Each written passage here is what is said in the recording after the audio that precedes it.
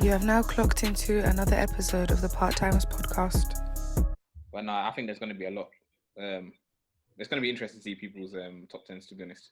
Yeah, no, we'll do that. I'm gonna have to wheel up that Madden 20 soundtrack once again, you know, because that game. That Don Toliver tune. yeah, America. I'm still bumping that, fam. I know. I can't lie. The Madden soundtrack was solid, bro. Solid. Very solid, fam. Apart from that, what's the name? You know the tune I don't like, Dwain. What's the name? What's the Denzel Curry tune? Oh, yeah. This looks like he sounds like he's freestyling. It's deep because Denzel Curry is actually a decent artist, bro. Listen, if you're trying to get into Denzel Curry, that's not the tune to go with. Yeah, I don't wear ball, man. All I ever do is ball, man. I said, that's your opening bar? Hey, look at Tevin's face. Shakespeare. That's Shakespeare right there. That's Shakespearean. That's dead. Anyways, man, fuck all that shit, man. What's everyone sipping on today, bruv? So you got a different liquid in your glass than usual. No wine today, Tev. What's that? Not today. Like I said, you lot caught me slipping. I didn't get to the shops fast enough, so I just had to pour a little Jack Daniels with some apple juice. I don't really drink Jack Daniels too tough anymore, but it's what's in the house, so that's what we're doing right now. Obviously, Strongbow Wegz, as his name would suggest, on Strongbow. Of course, it's elite. Listen, Wegz, let the pain go, bro. It's not at the bottom of a Strongbow can, my guy. Listen, in 2021, I'm gonna get a new crate. I'm gonna make sure they sponsor it. They'll happen. Bro, has she not come back from Dubai yet, man? Allow it, man. She's still in Dubai. Have you ever thought that she live in Dubai? Right, have you ever thought, have I not just gone there because of COVID? Next year, when's this coming? Still. Kind of tenants, bruv. If you see me in Dubai, I know. Wegz is visiting the love of his life if he's in Dubai still. Fuck Dubai, bro. Fuck Dubai. That's dedication, bro. She posted the meal where she was at Salt Bay, innit? That's why you're saying fuck Dubai. Salt Bay was spreading. Salt Bay had the salt over her shoulder, just doing too much, bro. Too close contact, bro. Hey, it's meant to be social distance. What are you doing, big man? What are you doing? Wait, what are you drinking right now, mate? You're saying a lot, man. I'm only drinking water today, but I'll be on the red wine later, bro. You know? Dead guy. Chalice. Yeah, my chalice, bro. Come on, man. You have to uphold. As Wegz said, I need to. What about you, Silent Dan? What are you sipping on today? I'm drinking tea, bro.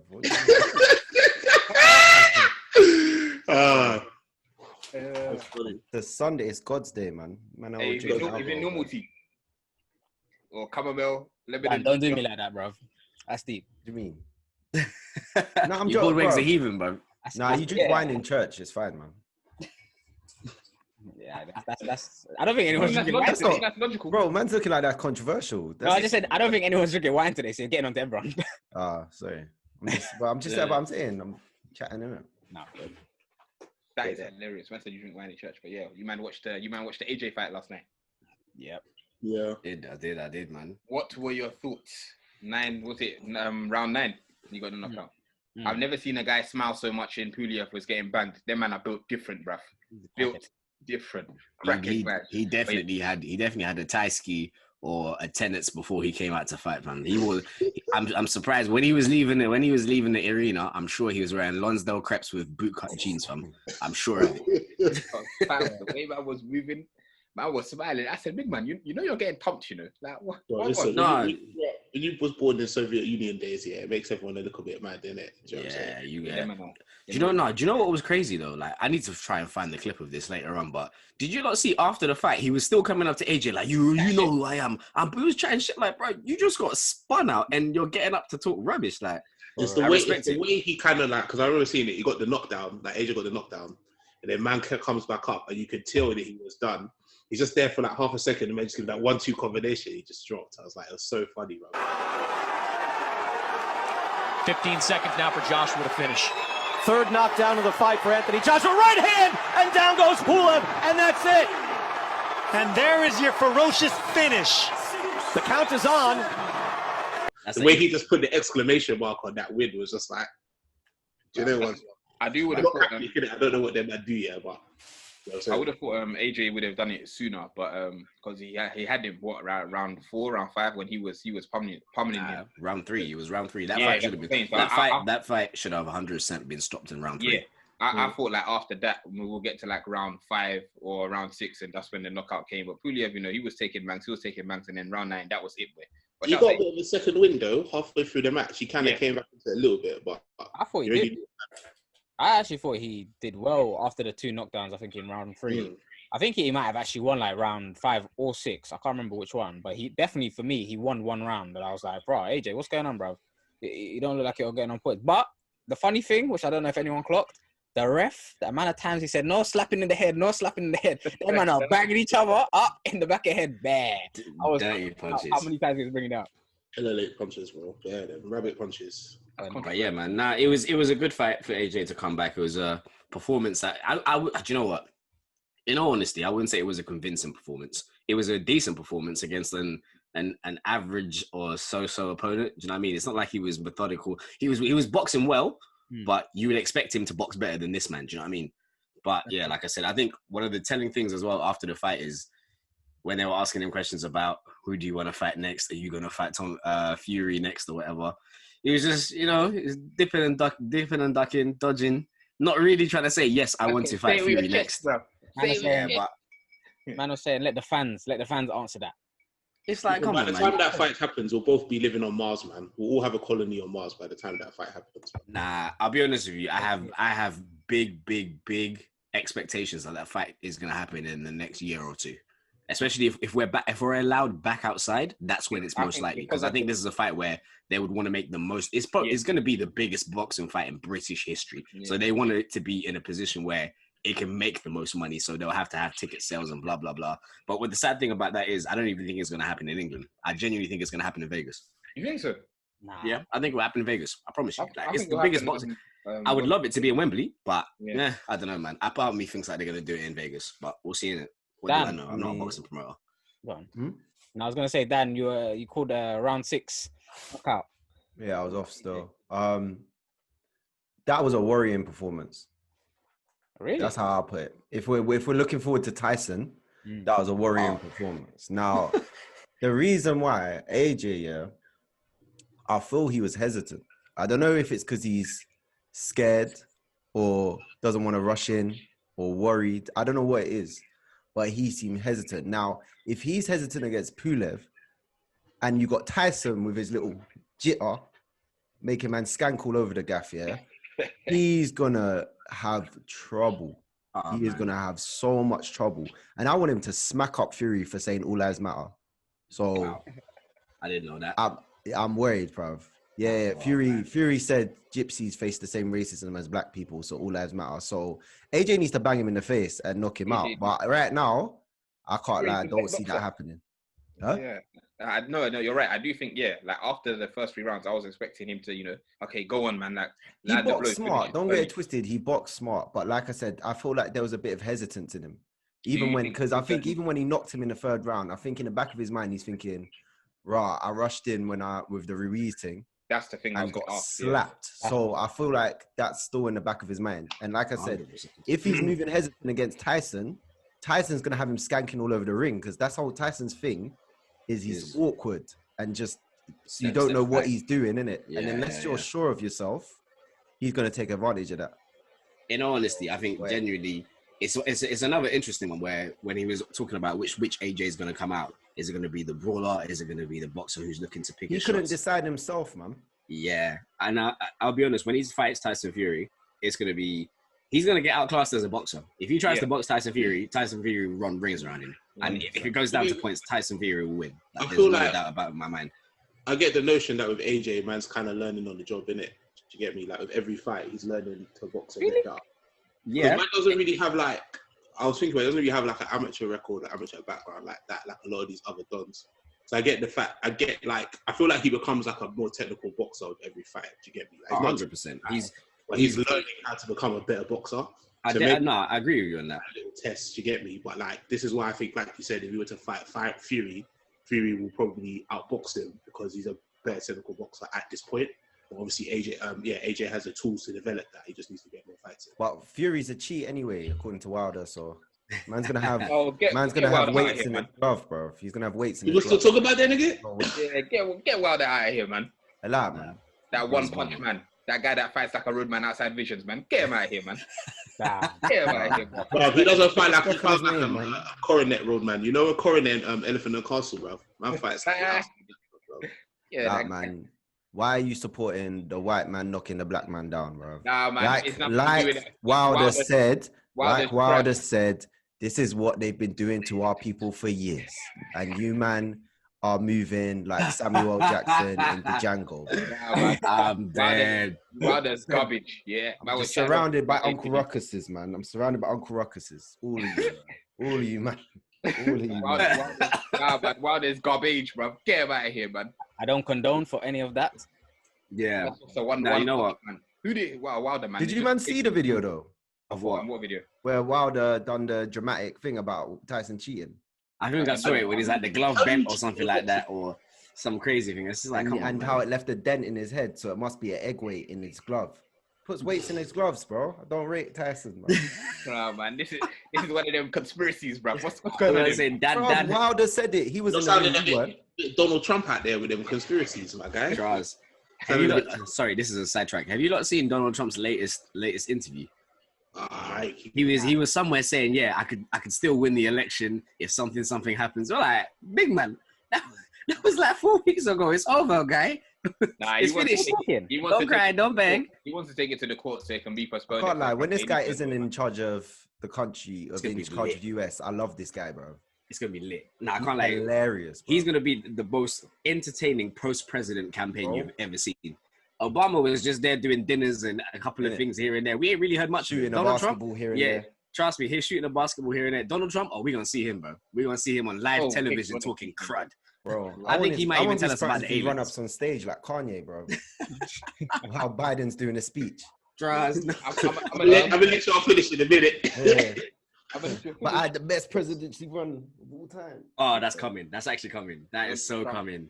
I think, you know what? You're absolutely right. I think he's gonna be probably Biden's most tough critic, because he's gonna be doubting and mentioning everything. Like, I would have done this, I would have done that. I should be the president. 4 years of fire tweets, man.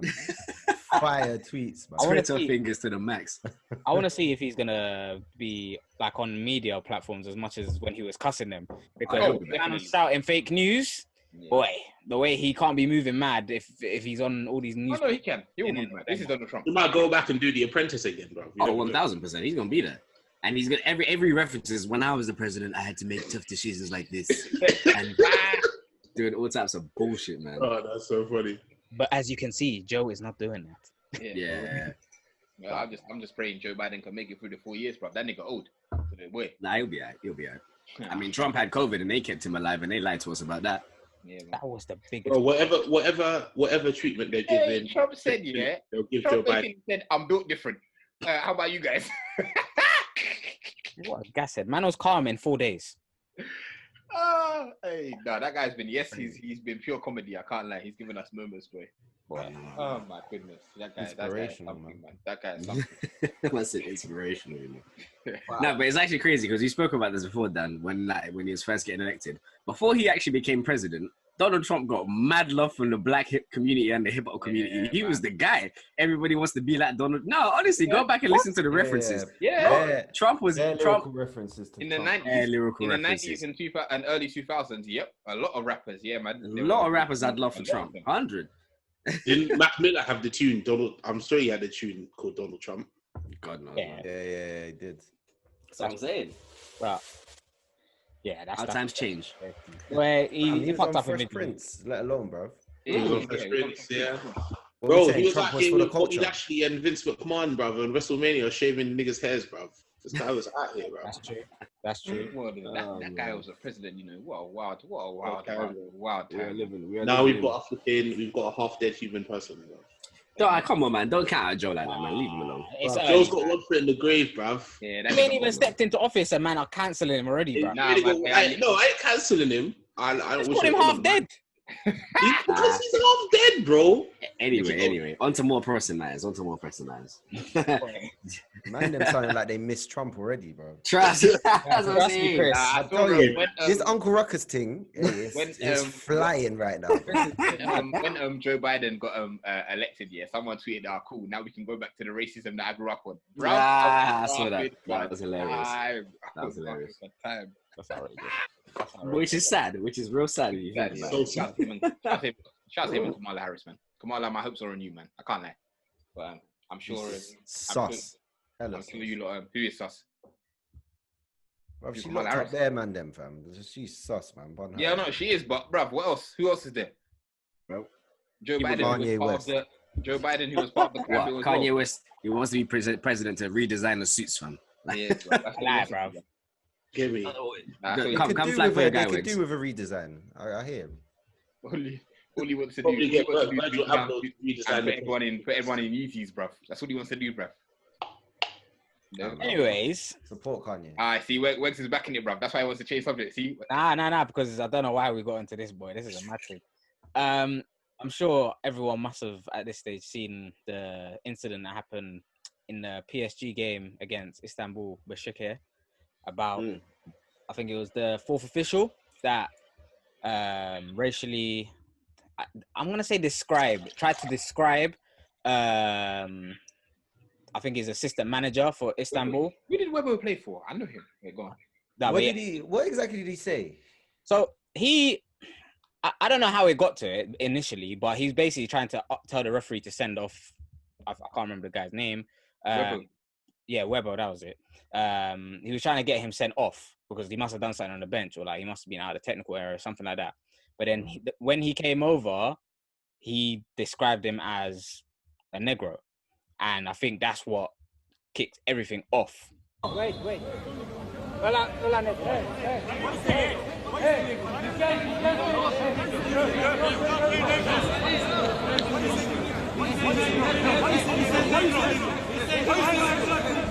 C'est chaud, c'est toujours très chaud et c'est carton rouge pour... Alors il y a un problème, il y a un adjoint d'Okanmuru qui estime qu'il a été insulté par le quatrième arbitre avec le terme de négro, c'est ce qu'on entend, Mohamed. C'est ça, oui, l'un des adjoints du staff de Başakşehir qui dit que le quatrième arbitre lui a dit négro. Voilà. Il est exclu par l'arbitre Vidyu Ategan. Le quatrième arbitre, c'est un arbitre roumain. There's a little nuance in that. So basically, I think the official team for the game was from Romania, and when they were speaking in Romanian to describe who he was, and then obviously, I think the word for black in Romanian is negru. So I think when he said that, that's what he heard, and he's like, "Hold on, why are you calling me negro?" Negro. Obviously, he didn't understand, but even at the time, the fact of he used that word to be like this, that's to be specifically like that black guy. Yeah, do you know what I mean? What I love though, first and foremost, what I love is Demba Ba. Protect Demba Ba at all costs, because Demba Ba was sticking it on him. He was sticking it on the ref like nah, because he came and gave it a very, very valid opinion, regardless of whether you said, if you'd said book this guy, why are you saying book this black guy? Yeah, you know what I mean? You pointed out the fact that he's black. You wouldn't have said that if he was white. You would have just said book this guy. But because he's black, you're pointing that out as in you're now sticking the extra racial element into it. Do you know what I mean? So. Yeah, like I said, I think even the whole answer of Negru is black and Romanian, this, that, the other. I'm not trying to hear that. At the end of the day, there's no point. Yeah, as a referee or an official, they have shirt numbers. Like yeah, exactly. And even then, it's not even about shirt numbers, because he's a manager who was on the bench, so it's not even a player. You could literally go and stand next to the man and say, "This is the one you need to send off." There's no need to, you know what I mean? This man is who you need to send off. Coach Webbo or whatever his name is, or. You know what I mean? Know who they are. If you're official, you should know everybody's name, shouldn't you? That's the bottom line of a game. Yeah. But yeah, like I said, it's one of those things where it seems like racism keeps on rearing its ugly head in the modern game here and there. And with all the campaigning, it's not making no difference. At least they had the right response for once. Yeah, true, that was the players. That was the players. That's what I'm talking about. Yeah. It's Mbappe. It was Mbappe. Like I heard the audio of Mbappe saying, "Bruv, like we can't play. I can't play with this guy's fourth official. Like it's done." And that I really respect. As you said, it was the right thing to do. It needs to be unity. Like both teams need to be like, bruv, we can't stand this. We're walking off. That's what needs to happen when it happens in games. And it's nuts, yeah. We're in COVID. There's no fans. You would have thought we would have heard this, but there's no fans. But it was the fourth official, them who are employed to, look after the players, etc. That happened. That's what makes it even worse as well. Like it's not like there's 60, 70,000 fans hailing abuse. It's a fourth official, so. Yeah, what's even crazier about that? Because I had that game and I was watching the Man United game, but obviously they started talking about it, saying, it's been postponed. This, that later. No, we won't. But what was even crazier about like the halftime adverts on the UEFA coverage was there was adverts about say no to racism. I hate them. Do you know how wild that is? Oh shit, bro. Regardless of whether the ad, but the irony of it, say no to racism, but a game has literally just been postponed because one of your refs. Do you think that they have like internally within that referees commission, whatever? Do you feel like they have like training on how to properly describe people? Because that thing, like, to play devil's advocate, the way it went down, I can understand how it went down like that.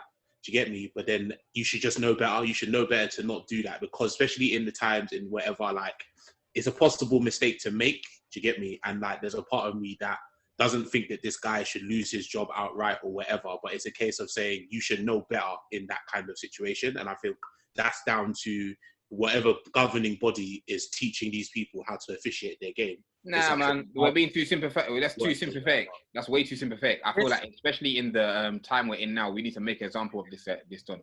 I think what Tevin said is key. Obviously, yes, you're saying it in his language, but the fact that that's in your language is problematic in itself.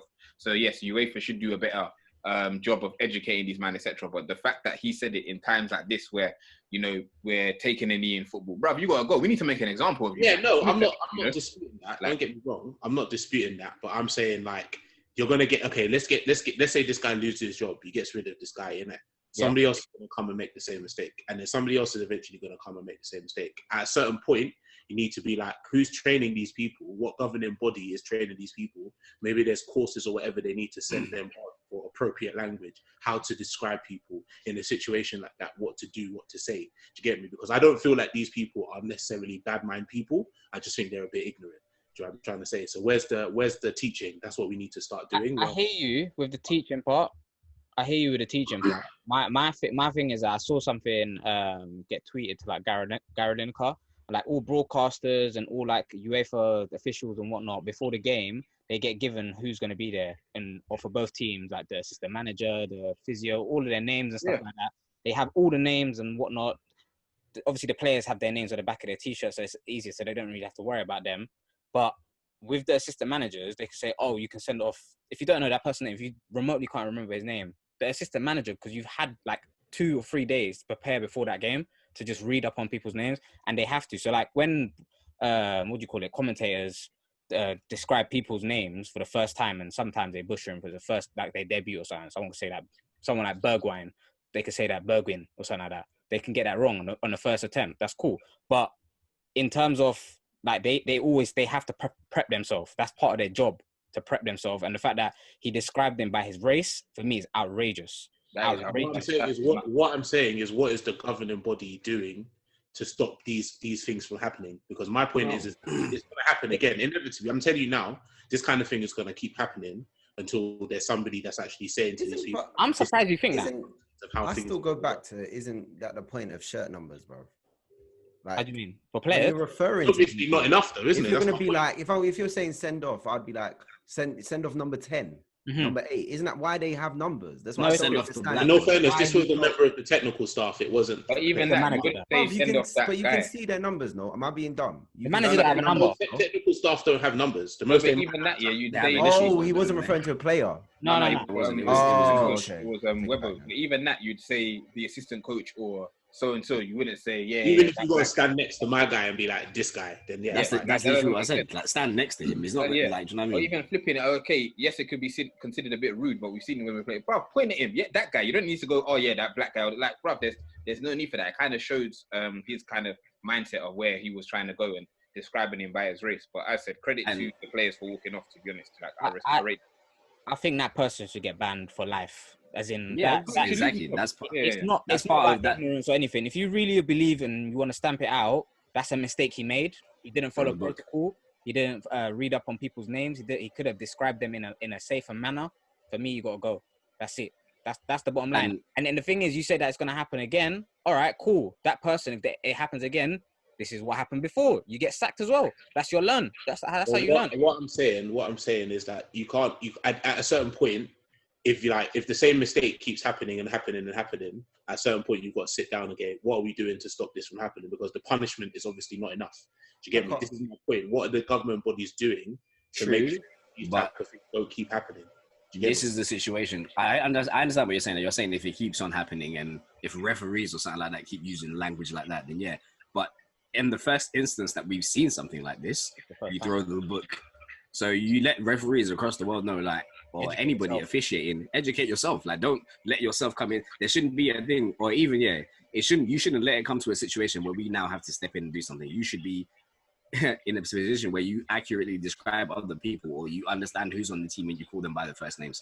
Don't use their race to be what you use to differentiate them. Yeah, 100%. Because like I said, Demba Ba had an accurate point. If it was another white player, he wouldn't say book the white coach. He'd be like, book this one or book coach, whatever. But it's quicker just to say, oh, just the black one. What? That's it. Come on, man. But another thing I wanted to pick out in this as well is I did not appreciate Michael Richards coming up to defend the referee in lifetime.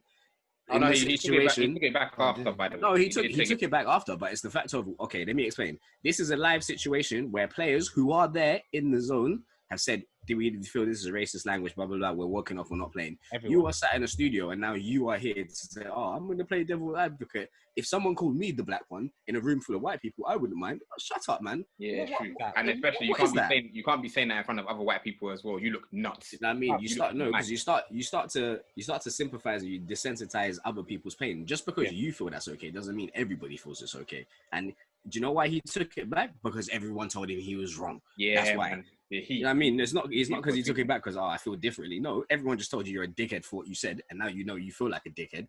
You've been educated by other people, and now you're talking it back. Do you know what I mean? And fuck John Barnes as well, because he's the top coon.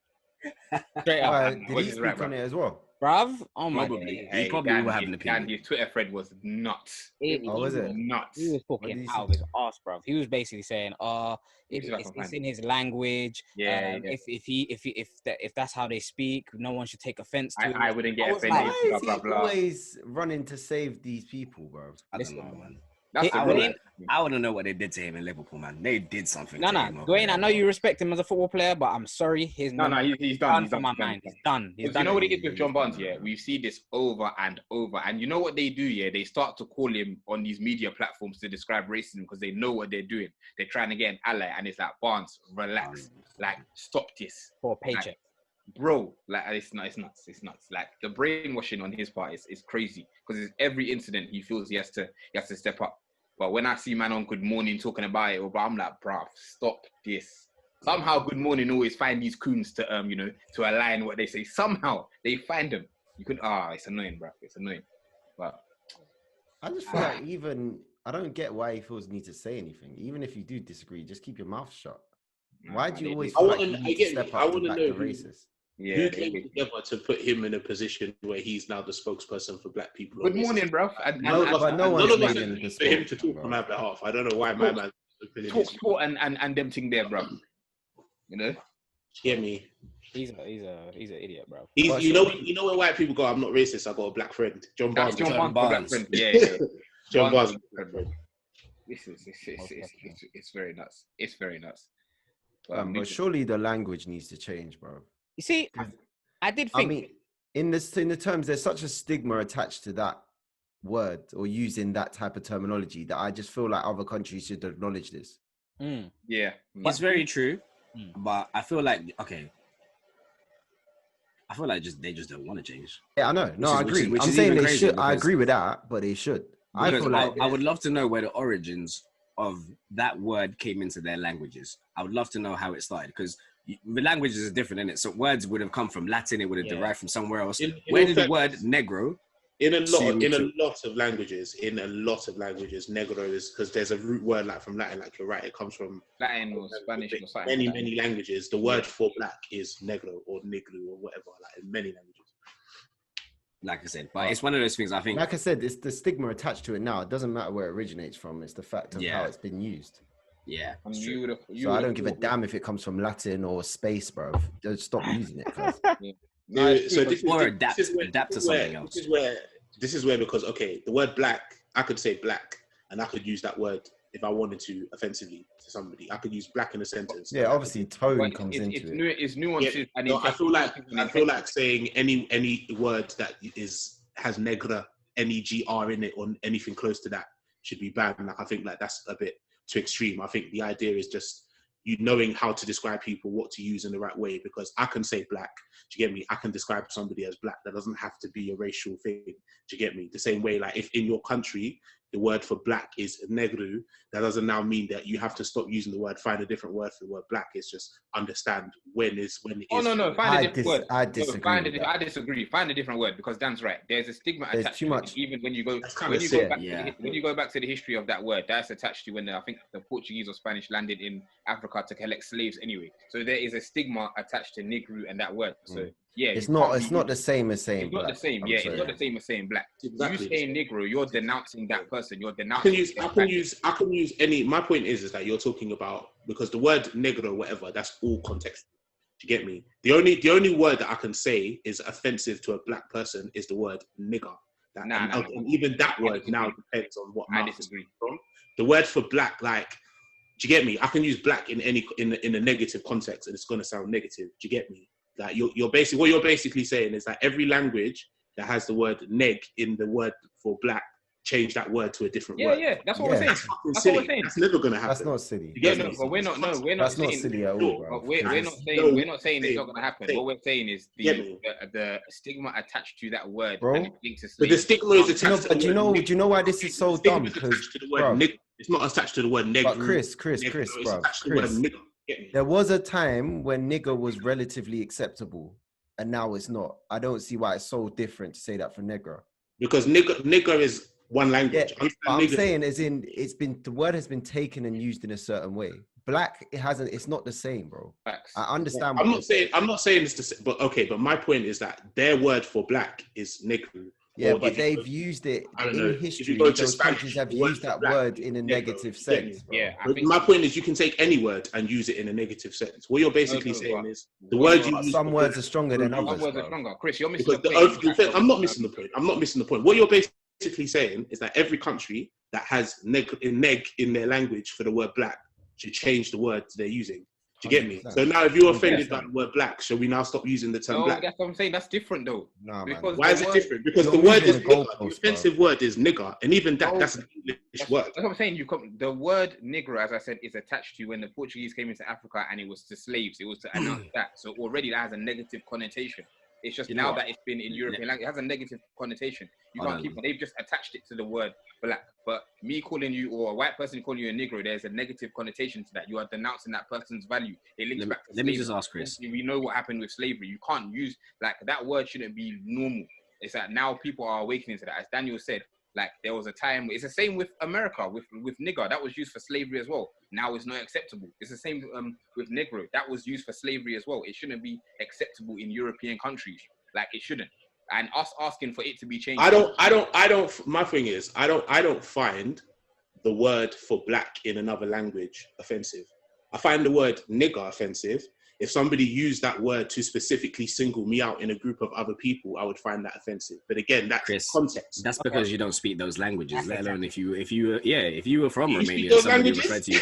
No, I don't, Chris. But at the end of the day, Chris, let me put it into a language that you agree with. So if somebody came into the room and said, "Listen, can you speak to that Negro gentleman in the corner over there?" How you gonna feel about that? Yeah, but that's in English. Because you understand it. Because you understand the connotation of negro. Again, that's the context. That's the context. Bro, even negro was used in the US, bro. The word for black in German is Schwarz. So if somebody says Schwarz in a different context, that's not racial. Should I be offended by that word? Someone comes to me and goes, "Look at this Schwarzer," then obviously I'm going to be offended because they're using that to contextually call me a black person.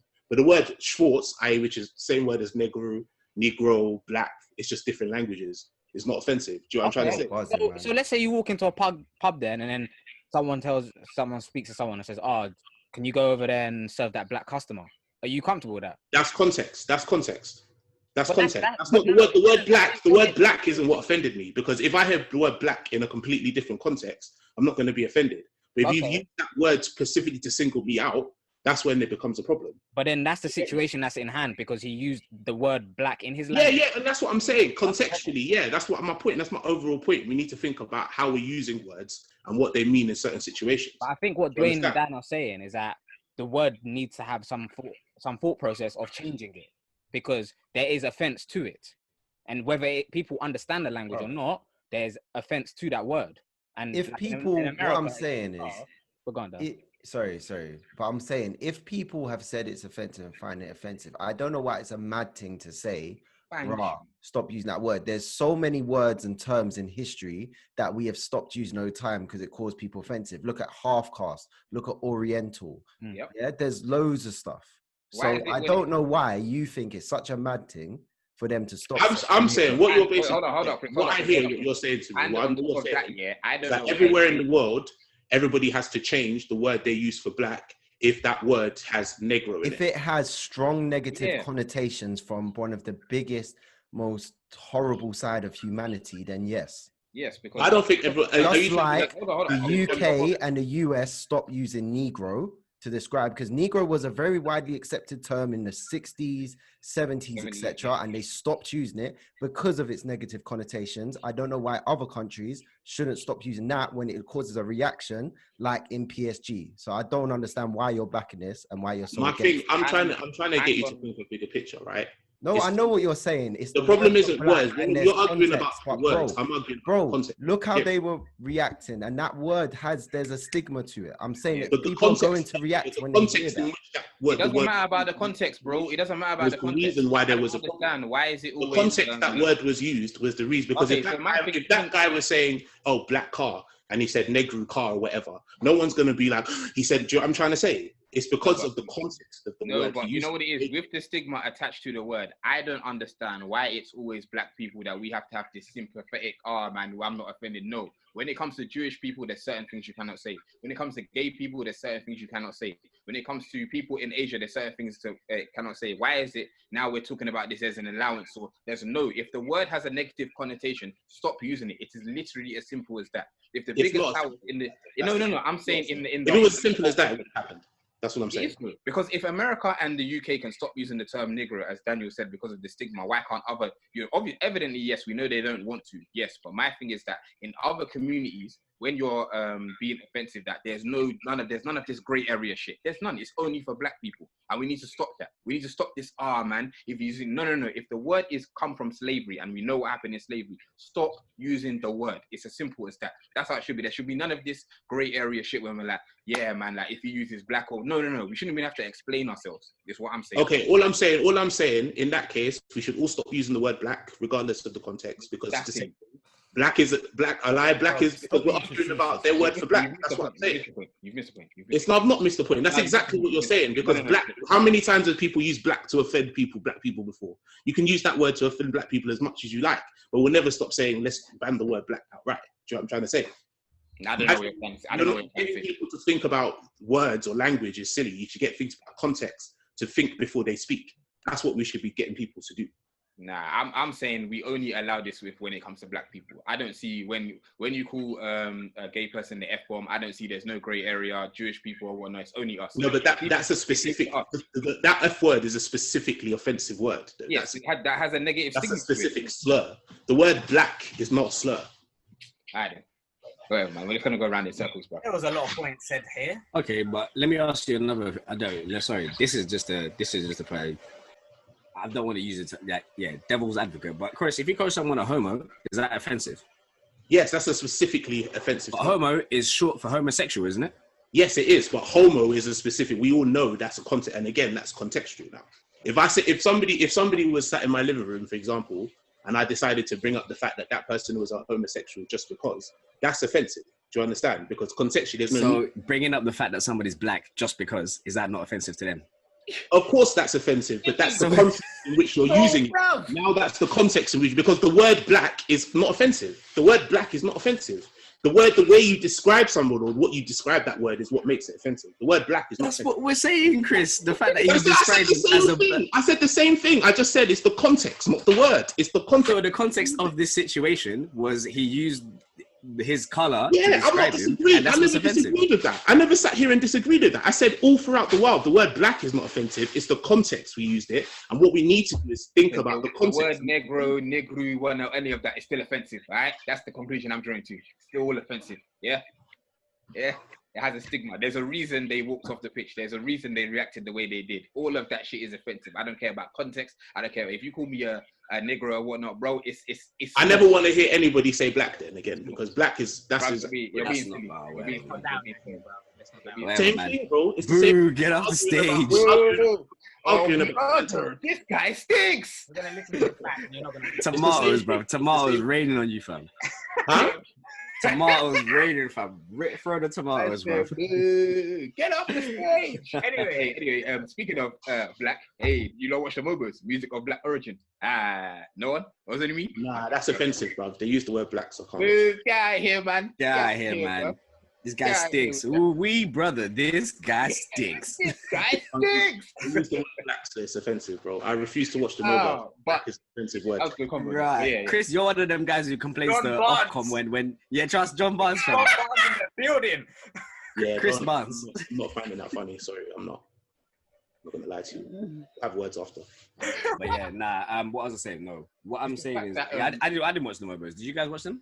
Yeah, I did. I never watched that, man. To be honest, I did. This is the first time it's happened since I think 2017. I think because I think they just wanted to gather their bearings, and because there was a lot of criticism about them just, handing out shit. Wrong people. and that as well. But a lot of the nominations were wrong, like every year in, year out. So they said they were taking a break, etc. They needed to regather themselves because there was times, I can't remember what year it was. It's Music of Black Origin Awards, and you got most of the candidates are white. Yeah, and a white person wins it as well. I mean, it's not I don't want to make it a racial thing, but when you're gonna call it Music of Black Origin Awards, I mean, it's in the name itself. Yeah. It's not. You know what I mean? Anyway. But yeah, carry on. That's my 2 cents. I didn't watch the show, so I can't really comment on it this year. What was the awards on? Because it's been 3 years, like you said. Wegz, I need you to speak a bit louder. You're sounding a bit distant. Oh, right. My bad. Now saying, talk to us about the awards, because obviously you said it's been like 3 years. It was kind of interesting. The nominations, I think they kind of got right. Obviously you lot know about the R&B talk and people not being nominated, but Nine swept up. Nine's won Album of the Year and Best Hip Hop Act. I don't think he should have won Album of the Year. I think it should have been J Hus, Big Conspiracy, but that's me. Mahalia scooped 2 awards as well. She won R&B Soul Act and New Act as well, which Best Female Act, sorry. And I really rate her album. She's sick, like she's artist. Was Georgia Smith in that one by any chance? Yes, she was. Georgia Smith was there. Darko was there. But Mahalia's album was better than Georgia Smith's album. To me, anyway. Love and Compromise. I really like that album. Fair enough. I guess someone's got to win it. Yeah, it's true. Then there was an award that was fan voted, which was Best Newcomer. And when I saw H in there, I said H is winning, and of course H won because his fans are, he's done. No. I don't listen, but he's talented. But best if it's fan voted, I just knew he was gonna. I saw sorry. This as much as Dan is putting his face. Do you know what I remember about H, bro? Me and Daniel spoke about H when he had a freestyle on like P110. I'm not denying that. Spoke about it. And like I said, we said that this kid has got it. Yeah. This is years way before any of these mixtapes were. We spoke about him saying this kid has got it, and he's now taking off and whatever. And it's crazy that now he started doing the pop shit and he stopped rapping. Daniel doesn't like him anymore. You know what it is? I don't deny it. He can flow his art, like he can spit. He can. That's undeniable. I feel. Like he's a barist, like he's hard, but Daniel doesn't like that interesting pop music. Lyrically, he's not that interesting though. Like when I looked at that newcomer list, he was not the best there in terms of he wasn't the most interesting artist. Who else was nominated? I don't know who else was nominated. Pastor Lou was nominated. Millions was nominated. Who else was there? I think Darko was there. I'm trying to think. Darko, obviously Dutch Avelli, but Dutch we can't on my man. If I'm going to be honest, out of those names, is anybody else that's out there? They're probably at one. He's the biggest. He's the biggest. He's the biggest. He's the biggest. Yeah, he's the biggest. I'll say personally, my favorite newcomer out of all of those guys you mentioned is Millions. Millions has been the most consistent one, and he's had hit after hit the whole year. And he has brought an entirely new flow. Like I never heard anyone like Millions since he's come out. Bear Man sounding like Millions. That's true. Bear Man sounded like Millions. I even saw Swarms do a freestyle. Man sounded like the carbon copy of my man, bro. And I was like, Tevin yeah. And Williams from flow. when people are doing that, Yeah. it's You know something you're hot. different. I mean, I think Parsaloo, I know obviously everyone draws the Jay Huss comparisons, but in Send terms him of to it, Coventry was hard. I take back what I said. and when I he said can really make songs. Yeah. He's like, He's a I songwriter. think, and he's on he's deeper than H. Like I feel like H is so surface level.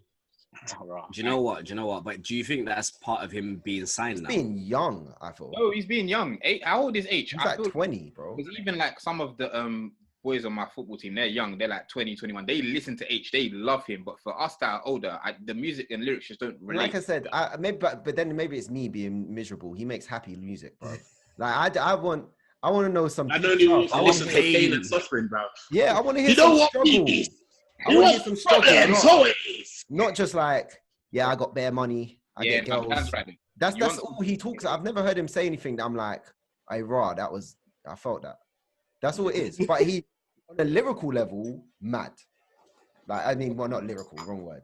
On a flow level, mad. Talent level, you can't deny like, the he'll talent. spin a lot of guys on the track. Don't get it twisted. Nah, bro, saying that, bro. Have you heard this song with Lowski? Awful. Terrible song. I haven't I ain't heard that yet. Bro. I never heard No, that listen say to the it, word it's so awful bad. like that ever, bro. Sorry? I never heard you say the word awful like that ever. I said awful. Awful. Straight from the soul, bro. To be fair, it ain't even H's fault. It's Lowski. But that track, boy. In saying that about H though, I like him and I like Parsaloo and like Who? Parsaloo? Parsley. Oh, parsley. Parsley, fam. I said parsley. What? Souffle. Parsley. I mean, every episode I'm gonna butcher someone's name. You get me? Finally, Legacy 5. The Lakers. No way should have shot that's that, bro. Parsley. Oh, I love it, man. At the end of the day, Yeah. Legacy 5. But fair enough. I think, Dan, just saying that because I feel like Tevin touched on the point. The fact that you and Tev have probably listened to H from before, and I feel like he's blown now to majority of people, I think that's taken away the effect from like what H has done in the last year or so. Because for me, he's been on like a big song with, well, not big song, he's been on tracks with big hitters. What's he talking? Oh, 100%. 100%. He's held his own on a lot of the tracks. So I'll have to give it to him. But I just said that. I said he'd spin a lot of man. I'm not denying that. I just said as an artist, I don't feel much of what he talks about. That's all it is. Like I said, that could be. Let me ask you, objectively, when you lot listen to it, because I think Dan's point's interesting. Man said doesn't feel like you don't connect with what he makes. What kind of music do you connect with, or what content do you connect with or relate to? Well, obviously, I mean, there's some music that's undeniable. I don't think he makes undeniably great music for one as well. But in terms of lyrical content, he doesn't talk about things I listen to and I can be like, oh yeah, I feel that, I get that. But like I said, that's personally. I find it interesting when people say that term because like case in point, I could listen to, I don't know, someone like Pot of Paper, for example. Yeah. I've never been in the trap. I've never been on roads. I can't relate to his music. But I can feel his music. Do you get me? But see, same way I don't pop bottles every time I go club, and I don't spend thousands on watches and shit. But I can vibe and relate to those kind of music. So I always find it. The thing is, it doesn't need to be as straightforward of that. There's elements of that I can feel. Like Potter, I can relate to struggle. I can relate to difficulties and trying to find a hustle. Even though I'm not drug dealing, I can find, okay, I feel that I remember struggling in this point in my life as well. Like there are elements of it. It doesn't need to be as direct as I was drug dealing, he's drug dealing. Let's all get along. It's also the fact of where's Potter Paper from? Is it South London or East London? No, he's from Barking. From Barking, so East London. Bruv, as much as he might be a white kid that's in the trap, it's East London. Barking is Barking whether you're white or black. Do you know what I mean? It's the same area. It's ends. You know what I mean? You can relate to the ends. And it's not me saying I don't like any of H's tune. There's plenty of H's tune I can vibe with. It's just not someone I'm gonna jump to. Yeah, because even. But I said objectively, he was the biggest in that category. Yeah, I remember that category was fan voted as well. So as soon as I saw that, I knew fans in it. It's probably got the most fans. Honestly, this is another just to feed off that point. He's probably got the most fans because it was fan relatable. Do you know why? Because he's a white kid from Manchester. He's a white kid from Manchester and he can rap. He's not a trapper. He's just a rapper. He's just a kid who likes to rap. In his bars, he's never said I've been stuck in the trap, this, that, the other. Yeah. Do you know what I mean? Relatable. He's got talent. He's got. Oh, listen, like we said, we're not denying it. I said, me and Daniel told you, we saw his freestyle when he was on P10 or one of those smaller channels, and we're like, this kid. It blew my mind. Rap. I was like, this guy. Literally, hard. We're talking about it like he can rap. That's one thing we'll never take away from him. Maybe he might get on his album. He might get on the album. Like that. Don't think so. You know what it is with me? I just feel like he needs to kind of grow and experience things, and and just kind of grow as a guy, and then he'll start reaching out that kind of content. That's all it is. He's just young right now, man. He's just young in his life, bro. Like, I can't hate on that, but when he grows and he starts going through things, then his content will change. That's what the thing is. I'm not mad at him getting best newcomer, by the way. I'm not mad at that either. I feel it makes sense. It makes sense. Even if it wasn't fan voted, it would make the most sense because even out of all those new acts, he has had the biggest year, 100%. But you know what was terrible about the MOBOs though? What? The presenting, bro. What? Maya Jama and Chunks. Awful. I like them, but I like. Hey, listen, but the Somali community could get onto us. I don't think you want to go there, my guy. Hey, listen, you can't. I don't think that's a representation of the whole Somali community. They were too stiff. I don't think they didn't feel comfortable. That's all it was. I feel like it's awkward though. I don't watch it personally. I watched. I think I watched the BET Awards, and I can't remember the woman which was doing it, but it just looked awkward. There's no crowd there. There's not people you can. That's probably you have to take that into account. They're probably like. And you also got to remember. Someone like Chunks, as much as he's a YouTube personality, he's bouncing off Philly, who's his boy. He spends so much time with, and he's banter when they're just together. Whereas this is Maya Jama, someone you've probably spoken to on the phone 2 or 3 times, and then today you're turning up and you got to bounce off each other and whatever. Do you know what I mean? It's different. So it's one of them ones. I think it's inexperience from him being a host because this is his first time doing it, but probably if he does more shows and whatever, you start to get a feel for it. Because on the flip side, guys finesse though, bro. I've had man just go from doing little YouTube videos and that man's presenting. That guy is popular as hell, man. You have to rate my man's hustle, bro. You actually have to. Hey, what part did I say I don't rate Chunks from? I'm not saying you did.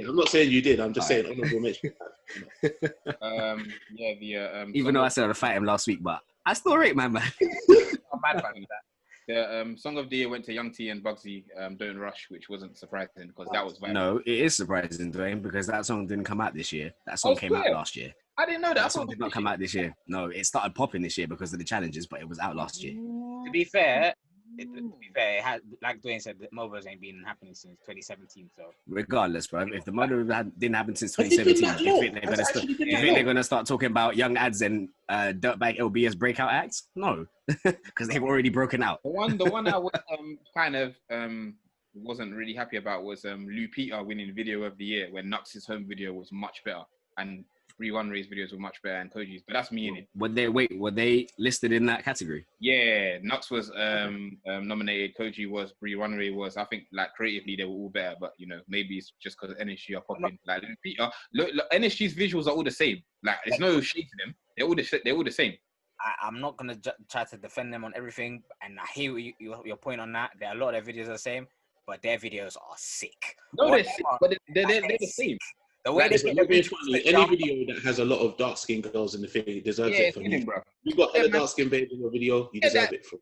Get that video out of here, man. My energy video is better than that. Anyway, best international act was come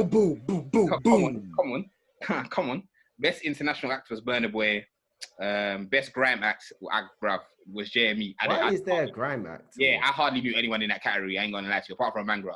Like him and JME. Other than that, I didn't really. JME has been the best grime act for years, and it will continue being. Yeah, I think JME did drop an album, innit? Drop the album, but don't you think if there's a best grime award, don't you think there should be a best drill award?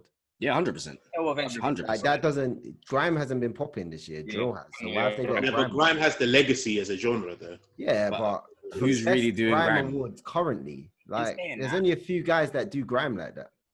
They've probably done a best grime award for pretty much every MOBOs they've done. Oh yeah. Well, it's just a legacy.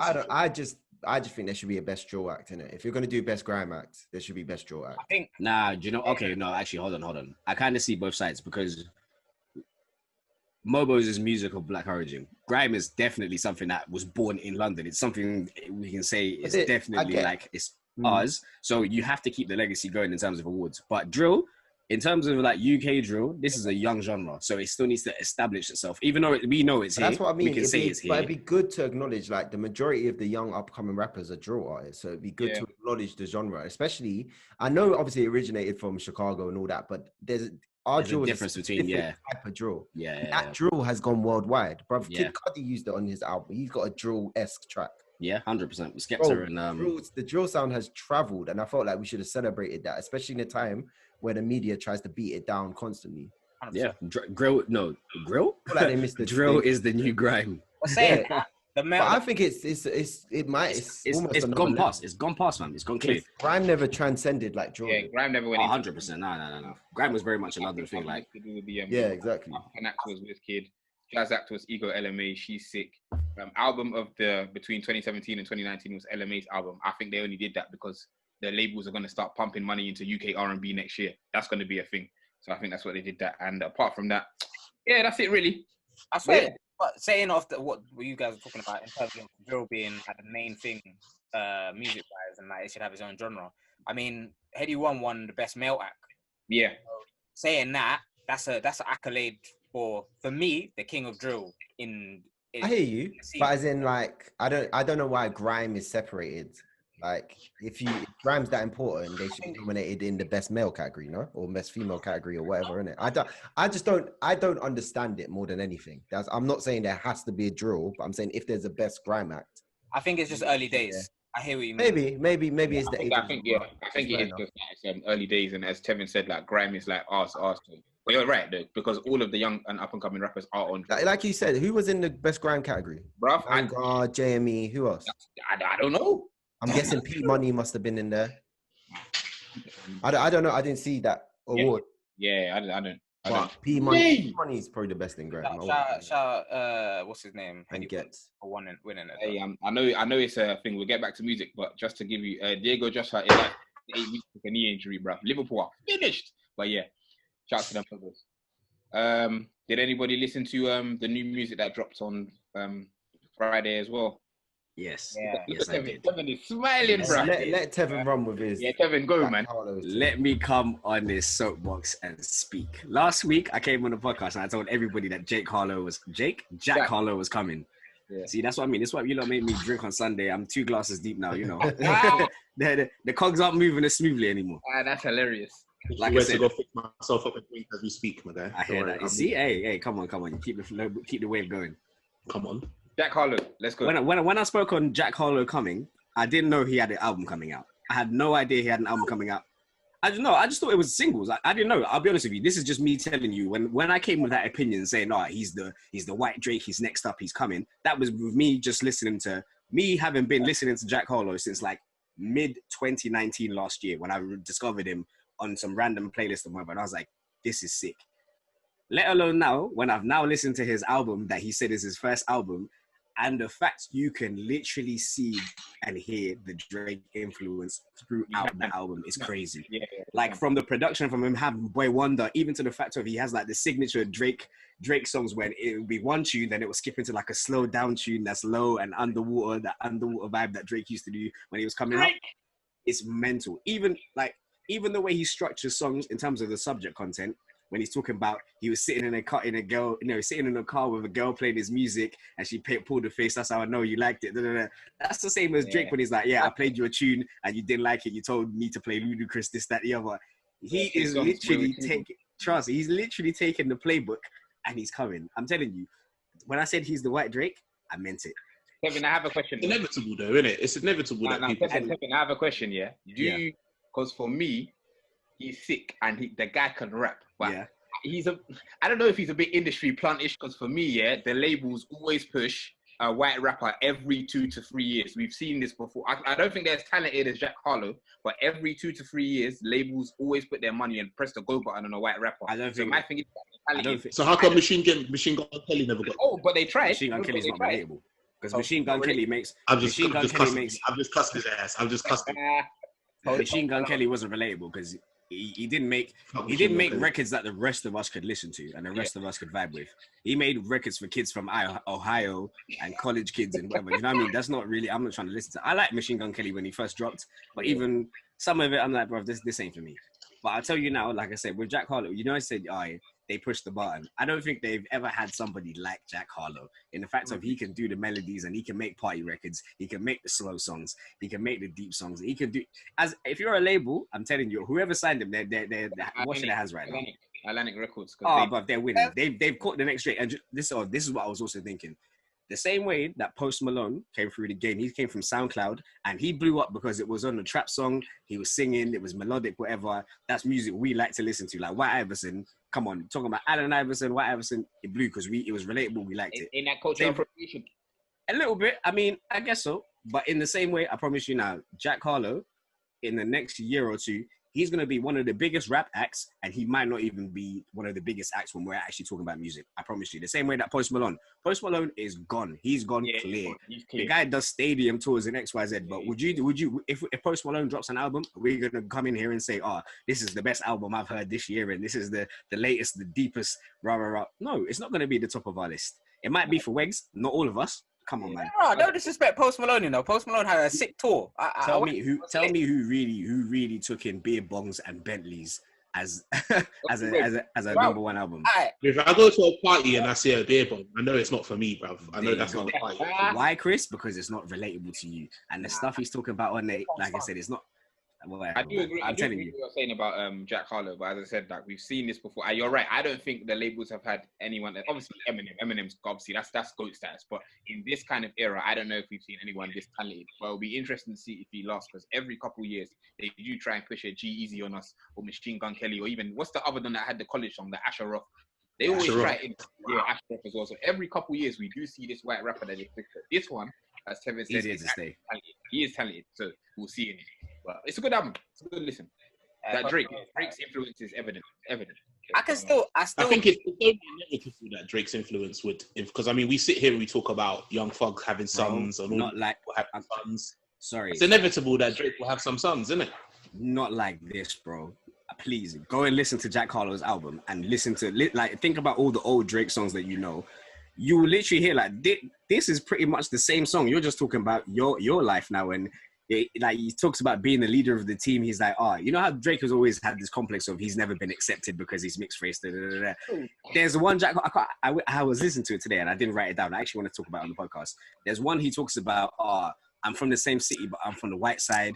Then he's like, what's another one? He's like, how am I a white kid, the leader of a team full of brown boys?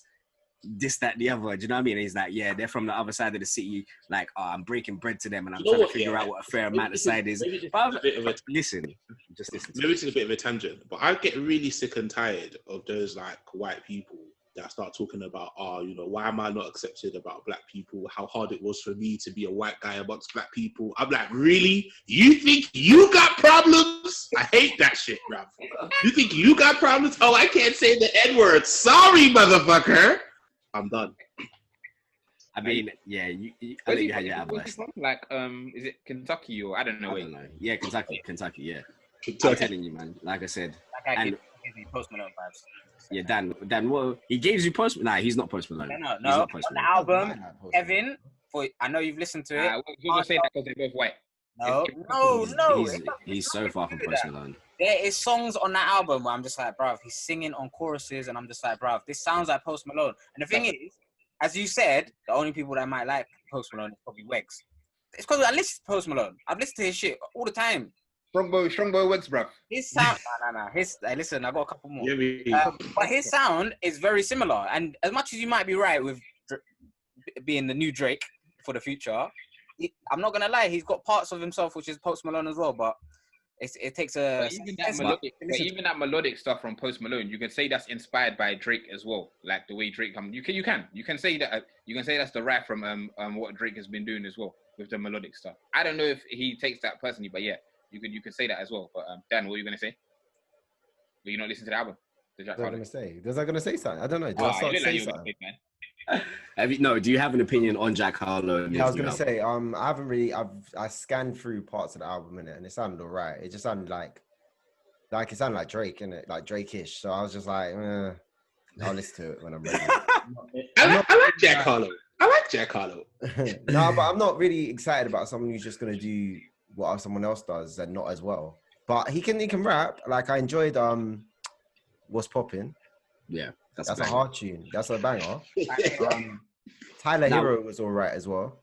What's even crazy is like with all these tunes that you're mentioning now, which is what he's blown up of, I wouldn't even say go listen to those. Go listen to songs like Sundown, Yeah, I've heard that was Sundown was on the thing before, innit? Yeah, his I've heard that. That's all right. That's all right as well. Like that's what I mean.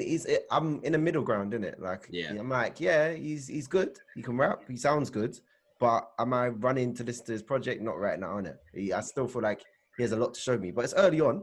Oh yeah, no, 100%. This is why I said he's coming. I didn't say he was here. I said he's coming. Let him find the tracks. It's coming soon, man. I'm telling you. What about Cudi's album, Man on the Moon 3? How did that shit is Wegz fire?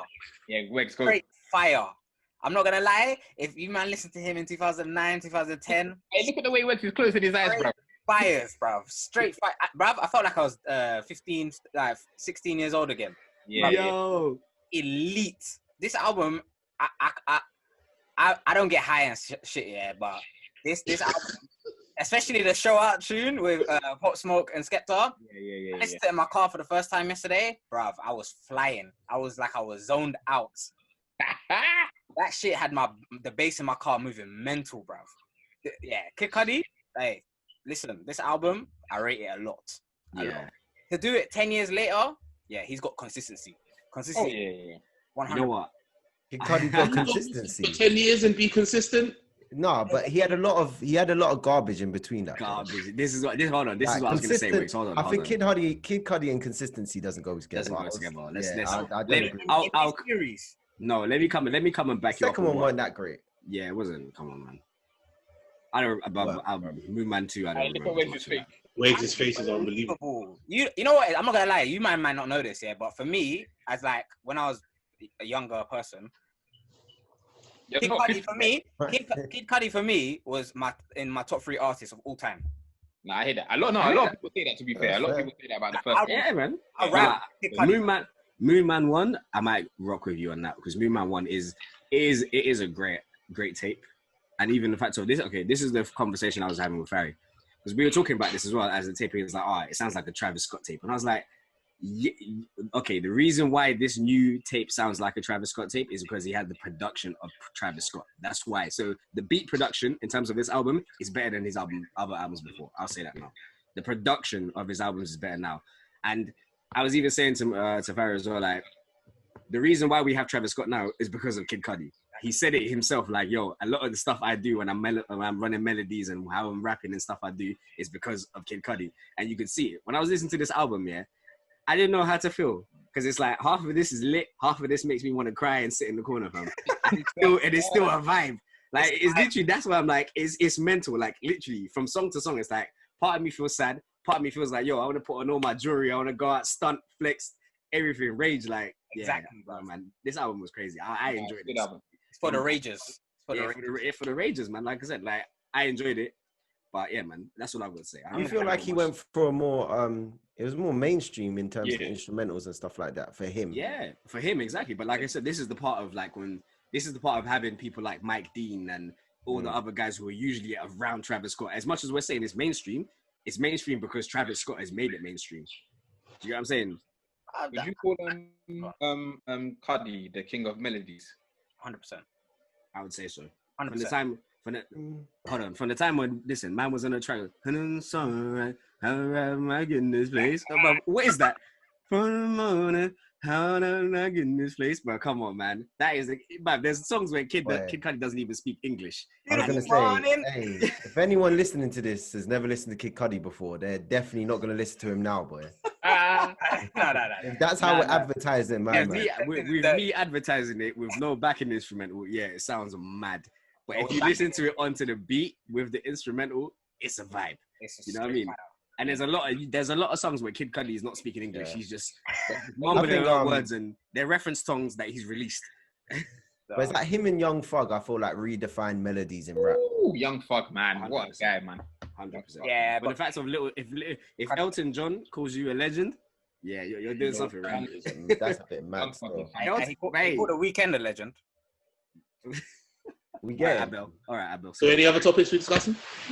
Yeah, moving on. No one want to say nothing there. No, we didn't. The last weekend album was mid. But who's listened to this Cudi album? Yeah, I have. Jack I Harlow. need to listen to it properly. I've gone through it quick. What would you not rate it for those that have listened to it? I can't give it a rating. It's too early. I feel like it's one of them albums I do need to sit. But the standout tracks for me right now is Another Day, Heaven on Earth slapped. What's the Show Out was good. No, this is Kid Cudi. This is Kid Cudi. Mr. Solo Dolo, I liked. Sad People, I liked. Sad People was the one that Tevin said. I was like, what do I feel? like, what do I do? That's a real shit, that one. That's a real shit. And The Void as well, which is another one. The melodies. But when I listened to the lyrics, I was like, Cudi, you okay?